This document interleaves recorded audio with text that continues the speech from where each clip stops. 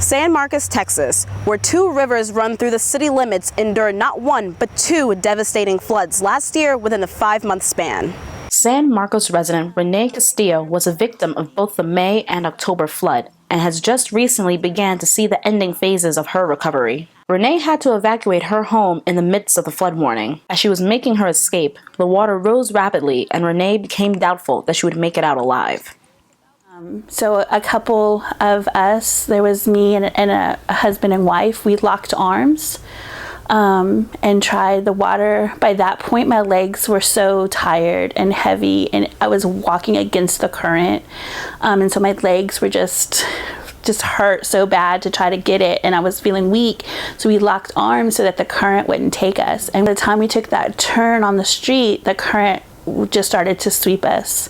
So we found an area there at the end of the street that had a concrete place that we climbed up on. And there was about 15 of us that ended up climbing up on that place, and we waited until they came and rescued us from that concrete area, and we just kind of watched the water rise up and kept on hoping that they came and rescued us before it got too high. And we got in the bucket of the bulldozer, and he raised the bucket above the head.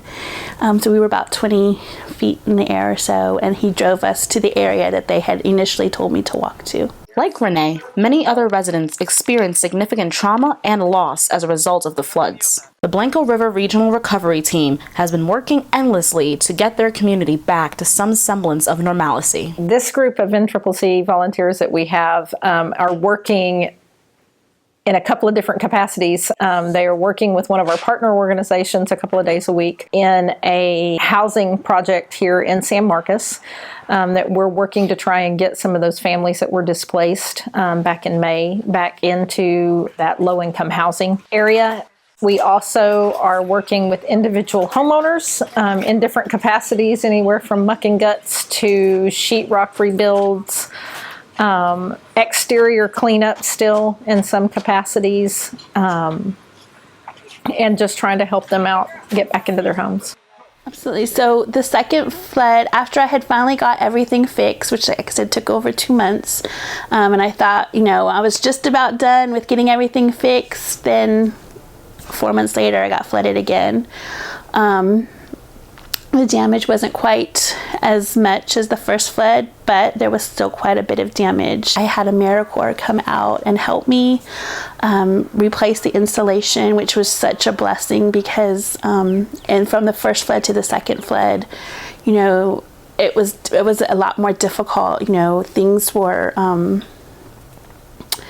like the resources that were out there had been exhausted the first flood. So the second flood, there was not as many resources. So AmeriCorps coming out and helping me replace the insulation that second time was such a blessing to me because I didn't know how it was going to get done because, it was just 4 or 5 months earlier that I had, done it all. And so they came out and helped replace all the insulation under my house, which was a complete blessing. Being able to go into a house and realize and talk to a homeowner and realize that they're not living in that house. They used to live in it, but they can't live in it anymore. They're living in a hotel room, or they're sharing a friend's house, or they're at their parents' house, or wherever it may be. Hearing those stories and knowing that their life was disrupted by a catastrophe, and then us going in there and trying to rebuild their lives and get them back into their house, I think is a very powerful experience. The great thing about having NCCC in our community and in the areas is the housing project where they are. There are people that are still not in that housing project, yet they will go by, they'll drive by, and seeing the teams work in there and working towards getting them back into their houses at that location gives them hope. Some of our most rewarding times have been when we interact with homeowners. It's been really moving, and to be able to speak with them about their experiences and then to help them overcome the challenges they've faced over the last 9 months since the floods hit, since the first flood hit on Memorial Day. And then to see their gratitude shown toward us, it's been really great to experience that.